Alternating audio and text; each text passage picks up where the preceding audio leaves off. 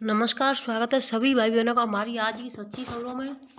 तो बहनों, आज का जो आदेश मैं आपको दिखाने जा रही हूँ वो बहुत ज़रूरी है। देखिए, आज आपकी यानी 16 तारीख हो चुकी है, सॉरी 17 हो चुकी है। अगर आप अभी भी नहीं जागे, 2 दिन बचे हैं आपके पास, यानी एक संडे में निकल जाएगा, एक शनिवार का बचा है और एक सोमवार का 20 तारीख तक। तो देखिए, इस चीज़ को आप सभी बहनें विशेष ध्यान दें। इस चीज़ का विशेष ध्यान दें कि अगर अभी भी आपने जो जिलाध्यक्ष हैं उन्होंने लेटर लिख करके नहीं दिए तो आप सभी बहनों के लिए बहुत बड़ी समस्या हो जाएगी सभी जिलों में और सभी राज्यों में।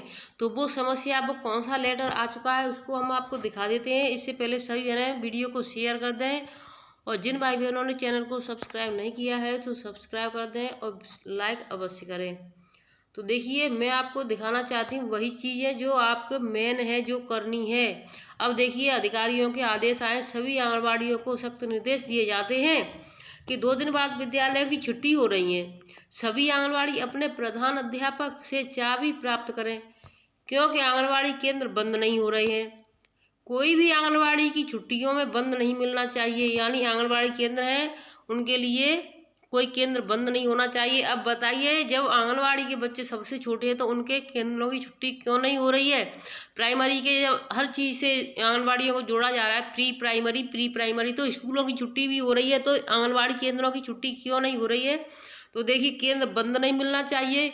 कोई भी आंगनबाड़ी द्वारा यह नहीं कहा जाएगा कि हमारे पास चाबी नहीं है।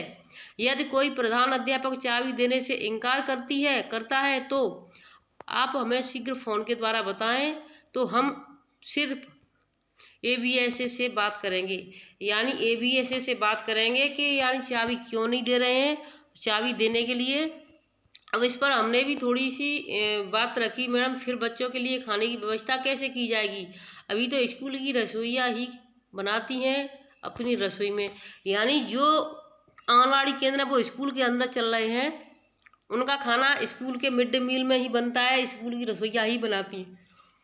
लेकिन जब ये बात रखी तो उसका भी जवाब आया, उसको भी बताएंगे। फिर हमने कहा मैडम इसके बारे में कुछ बताएं, क्योंकि चाबी लेते समय इस बात को भी हम रख देंगे, क्योंकि जब हम चाबी मांगेंगे तो इस बात को भी रखेंगे कि हमें स्कूल की यानी रसोइयों के खाना भी बनाएंगे, इसलिए रसोइयों की भी छुट्टी नहीं होनी चाहिए। इस पर देखिए फिर से यानी एक और फिर मैडम ने भेजा, सभी आंगनबाड़ी रसोई के भंडार की चाबी भी प्राप्त करेंगे, यानी रसोई का जो भंडार घर है जिसमें जो रखा हुआ है यानी अनाज के चावल गेहूँ जो भी है उसकी भी चाबी प्राप्त करेंगे और रसोइया खाना बनाएंगी, यानी रसोइयों की छुट्टी नहीं है। तो देखिए, इस चीज़ को विशेष ध्यान दें। और यानी फिर मीटिंग के लिए रखा गया है, कल दिनांक 16 को मीटिंग रखी जाएगी, 11 बजे से होगी। सभी आंगनबाड़ी अनिवार्य तथा यानी 2 से 3 सेक्टर की रखी गई है आंगनबाड़ी मीटिंग, साथ में होगी। सभी आंगनबाड़ी अपना हॉटकुक का रजिस्टर तथा सामान चढ़ाने वाला रजिस्टर साथ लेकर आए, यानी जिसमें जो सामान मिलता है वो भी रजिस्टर बनाना है, तो वो भी साथ लेकर के जाना है।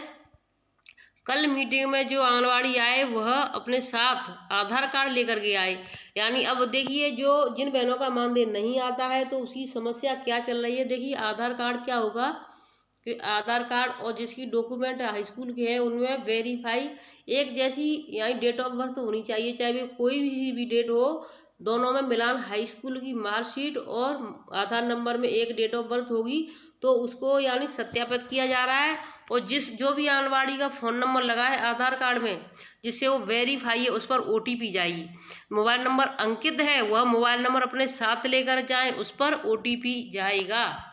अब देखिए, फिर से आदेश आया, फिर सभी आंगनबाड़ियों को सख्त निर्देश दिए जाते हैं कि कोई भी आंगनबाड़ी की छुट्टी व्हाट्सएप पर मान्य नहीं होगी। कार्यालय में जिसका प्रार्थना पत्र आएगा वही मान्य होगी, इसलिए कोई भी व्हाट्सएप पर लिखकर नहीं डालें।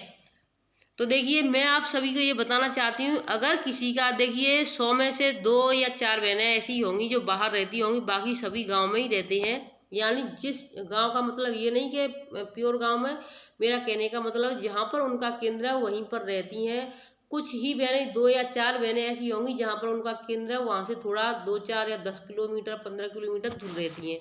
अब देखिए, वो 10-15 किलोमीटर दूर रहती हैं, वो वहाँ पर उन्हें देने आएंगी, यानी कार्यालय में प्रार्थना पत्र देने जाएंगी, इससे अच्छा है वो स्कूल में चली जाएं।